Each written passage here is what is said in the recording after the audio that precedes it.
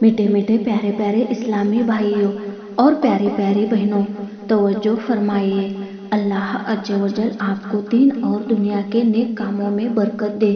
ہمارے پیارے آقا محمد صلی اللہ علیہ وسلم کی آنکھوں کی ٹھنڈک نماز قائم کرنے کی توفیق دے۔ آشا کرتے ہیں آپ خوش اور صحت مند ہوں گے۔ جب حضرت موسیٰ علیہ السلام مصر کے نزدیک پہنچے، تب اللہ تعالیٰ نے حضرت ہارون علیہ السلام پر وحی نازل کی اور بھائی علی کی پوری خبر دی۔ اسی دن حضرت ہارون علیہ السلام شہر گئے اور موسیٰ علیہ السلام کو ساتھ لے کر فرعون کے دربار میں پہنچنے کی کوشش میں لگ گئے۔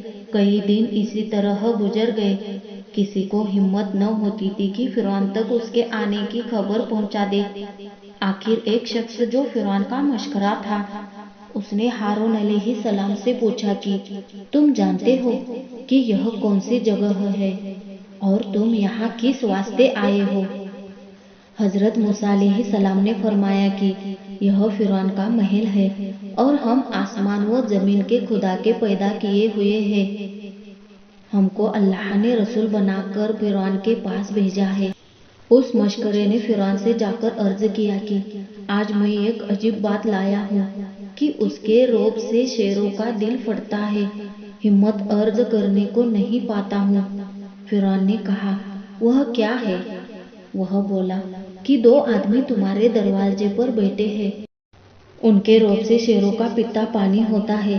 وہ کہتے ہیں کہ تمہارے علاوہ دوسرا خدا ہے جو زمین و آسمان کا پیدا کرنے والا ہے، اور وہی کھلاتا پلاتا ہے اور وہی پالتا پوستا ہے۔ فرعون یہ سن کر بہت غصہ ہوا اور دونوں کو بلوایا۔ وہ دونوں فرعون کے پاس دربار میں آ گئے۔ دیکھا کہ ایک شخص چادر اوڑھے ہوئے ہے، ہاتھ میں لاٹھی ہے اور پاؤں میں جوتے ہیں، دیکھنے میں غریب معلوم ہوتا ہے۔ دیکھتے ہی پہچانا سا گیا۔ پوچھا، تیرا نام کیا ہے؟ فرمایا، موسیٰ بن عمران۔ فرعون بولا، میرے پوچھنے کا یہ مطلب نہیں ہے۔ موسیٰ نے فوراً کہا، خدا کے بندوں میں سے میں ایک بندہ ہوں۔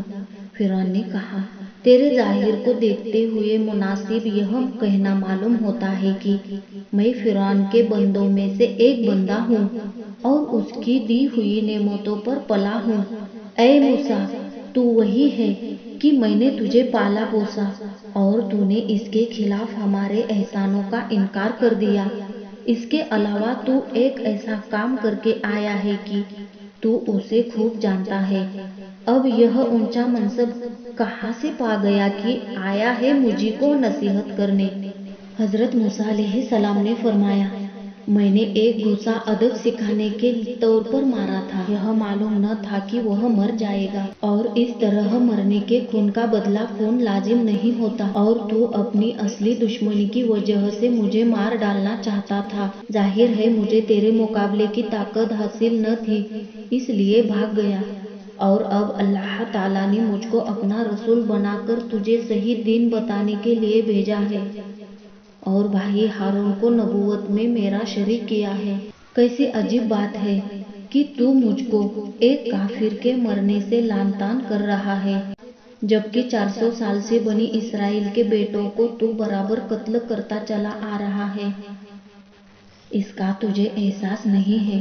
تو قسم قسم کے ظلم ان پر ڈھائے جا رہا ہے۔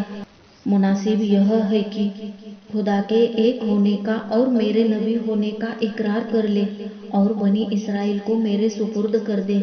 جب حضرت موسیٰ علیہ السلام کا بحث مباحثہ فرعون سے بہت ہو گیا، بہت سے لوگ جمع ہو گئے، تو فرعون نے کہا کہ اگر تو میرے سوا دوسرے کی عبادت کرے گا تو میں تجھ کو قید کروں گا اور مار ڈالوں گا۔ حضرت موسیٰ علیہ السلام نے فرمایا کہ تجھے مجھ پر غلبہ ہی نہ ہوگا، اس لیے کہ اللہ میرے ساتھ ہے اور اس سے تو مقابلہ کر ہی نہیں سکتا۔ اس نے مجھے معجزے بھی دے رکھے ہیں۔ فرعون نے کہا، اگر تو سچا ہے تو بتا۔ حضرت موسیٰ علیہ السلام نے ڈنڈا پھینکا تو وہ اجگر بن گیا۔ اس کی آنکھیں چمک رہی تھی اور منہ سے شعلے نکل رہے تھے۔ اس کے دانتوں کے پیسنے سے خطرناک آواز لوگوں کے کانوں میں پہنچی۔ وہ شیر کی طرح گرانے بھی لگا۔ جہاں تک اس کی سانس جاتی ہر چیز جلنے لگتی۔ فرعون تو مارے ڈر کے تخت سے گر پڑا اور اس کا پایا پکڑ کر فریاد کرنے لگا کہ اگر اس بلا کو دور کرے گا تو میں تیری نبوت قبول کروں گا اور بنی اسرائیل پر کبھی ظلم نہ کروں گا۔ جب حضرت موسیٰ علیہ السلام نے اس اجگر کے منہ میں ہاتھ ڈالا تو پہلے کی طرح پھر وہ لاٹھی بن گیا۔ اس کے بعد حضرت موسیٰ علیہ السلام نے فرمایا، یہ تو میری نبوت کی ایک دلیل ہے، اب دوسری بھی دیکھو۔ فرعون نے کہا، وہ کیا ہے؟ حضرت موسیٰ علیہ السلام نے ہاتھ ڈال کر باہر نکالا تو اس کی روشنی سے سب کی آنکھیں چوکا چوند ہو گئی۔ اسے دیکھنے کی کوئی تاب نہ لا سکا، اس لیے کہ اس کی کرنیں سورج سے بھی زیادہ تیز تھی۔ سب نے اس سے بچانے کی درخواست کی۔ حضرت موسیٰ علیہ السلام نے پھر جیب میں ہاتھ ڈالا، جیسا تھا ویسے ہی ہو گیا۔ فرعون نے کہا کہ آج تم اپنے گھر جاؤ، ہم تمہارے مقدمے کے بارے میں سوچیں گے۔ کہا جاتا ہے کہ فرعون نے حضرت موسیٰ علیہ السلام سے کہا کہ اگر میں تمہاری بات مان لوں تو مجھے کیا ملے گا؟ حضرت موسیٰ علیہ السلام نے فرمایا کہ اگر تو اپنے لیے ایک چیز کر لے تو میں اس کے لیے 4 چیزیں تجھ کو دوں گا۔ فرعون نے کہا، تم چاہتے کیا ہو؟ فرمایا کہ میرا مطلب یہ ہے کہ اس خدا کی عبادت کرو جس کے سوا کوئی معبود نہیں۔ پھر پوچھا کہ وہ 4 چیزیں کون سی ہیں؟ حضرت موسیٰ علیہ السلام نے فرمایا، ایک یہ ہے کہ میں دعا کروں گا کہ اللہ تعالیٰ تمہیں ہمیشہ جوان رکھے، کبھی بوڑھا نہ کرے۔ دوسرا یہ ہے کہ ہمیشہ بادشاہوں بنائے رکھے کہ دوسرا کوئی بادشاہی چھین نہ سکے۔ تیسرا یہ ہے کہ ہمیشہ تندرست رکھے کہ کبھی بیمار نہ ہو۔ چوتھا یہ ہے کہ تجھے ہمیشہ ہمیشہ کے لیے جنت نصیب کرے۔ فرعون نے کہا، کچھ لوگوں سے مشورہ کر کے پھر جواب دوں گا۔ اس سلسلے میں سب سے پہلے اپنی بیوی آسیہ سے مشورہ کیا۔ انہوں نے جواب دیا کہ ایسی نعمتوں کو عقل مند ہاتھ سے نہیں جانے دیتا۔ بلا کسی دیری کے تم فوراً ایمان لاؤ۔ پھر اس نے حامان سے مشورہ کیا۔ وہ بولا کہ عجیب بات ہے کہ اب تک تو خدائی کی عزت حاصل کیے ہوئے تھا، اب تو کسی خدا کا بندہ بن کر رہا ہے۔ اب تک تو لوگ تیری عبادت کرتے تھے، اب تو خود کسی معبود کی عبادت کرے گا۔ حامان کا یہ مشورہ فرعون کو جچ گیا۔ اس نے حضرت موسیٰ علیہ السلام کی بات ماننے سے انکار کر دیا۔ پھر اپنے سرداروں کو بلایا، بولا، موسیٰ تو اپنے زور سے ہمارے ملک پر قبضہ کر کے ہمیں دیش سے نکالنا چاہتا ہے، تمہارا کیا مشورہ ہے؟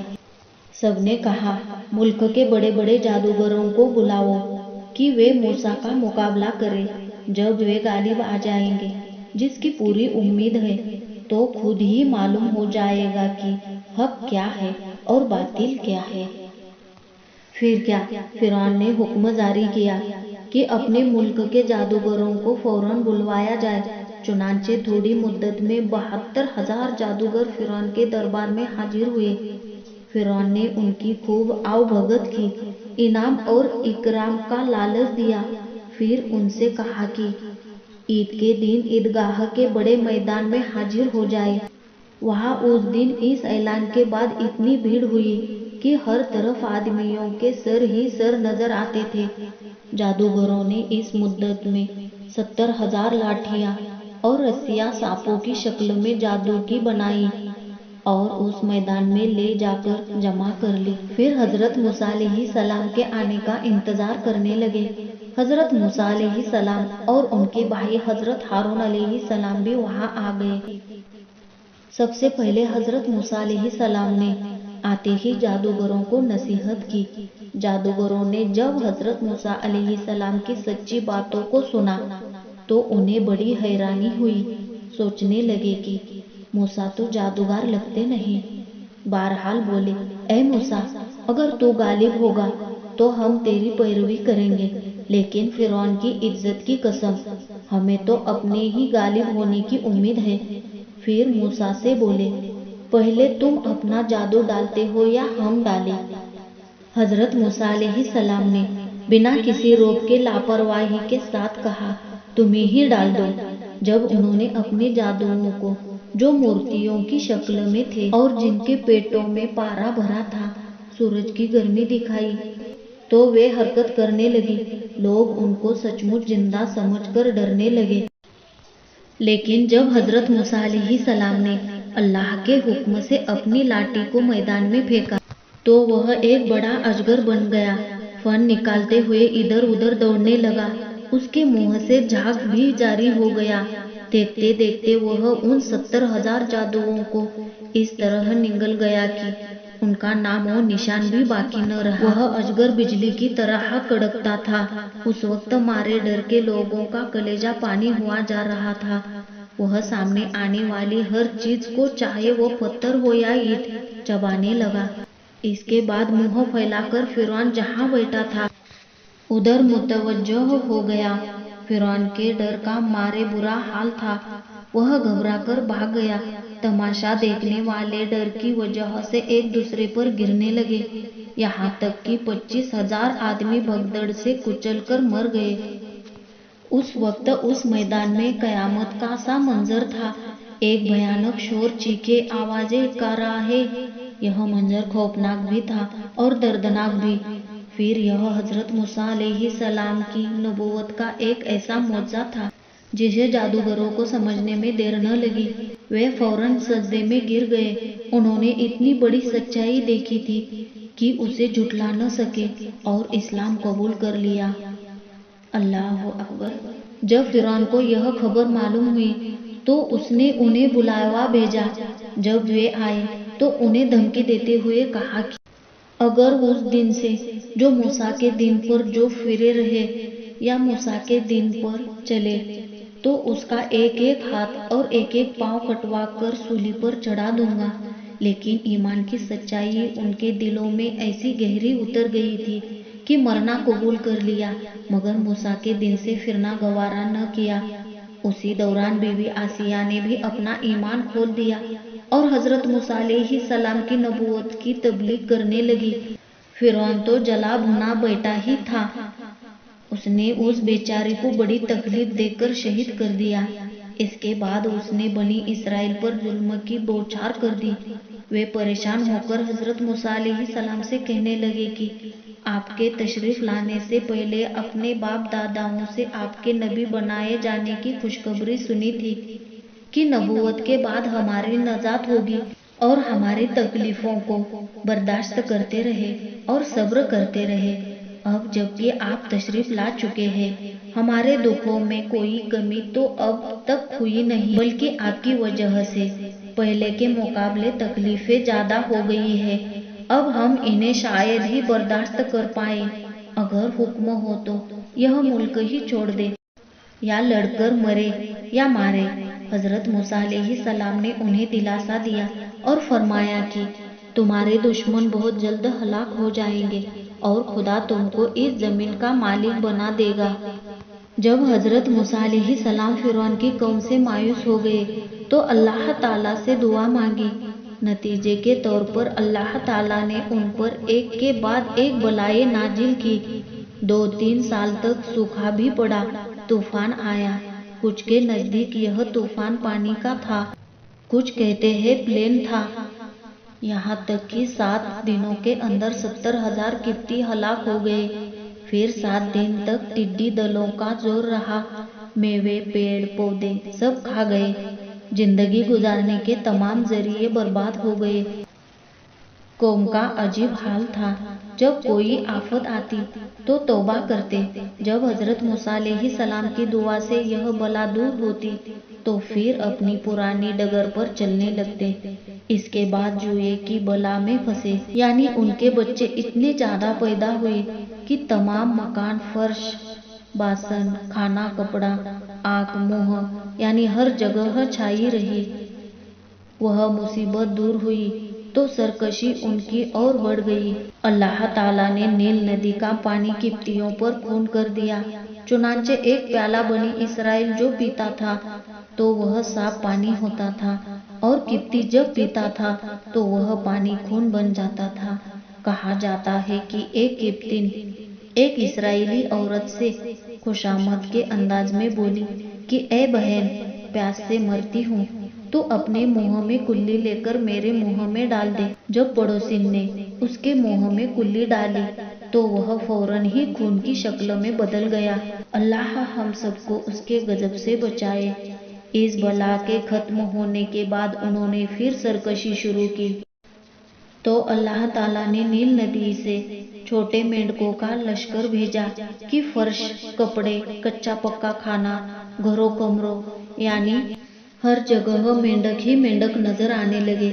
غرض یہ کہ سیکھ دینے والے ان عذابوں کو دیکھ کر بھی انہیں ایمان کی توفیق نہ ہوئی، بلکہ وہ بنی اسرائیل کو اور زیادہ تکلیفیں پہنچانے پر اتارو ہو جاتے تھے۔ تب اللہ کی وحی حضرت موسیٰ علیہ السلام پر اتری کہ تم اپنی پوری قوم کو مصر سے باہر لے جاؤ اور نیل ندی کے کنارے پڑاؤ ڈالو۔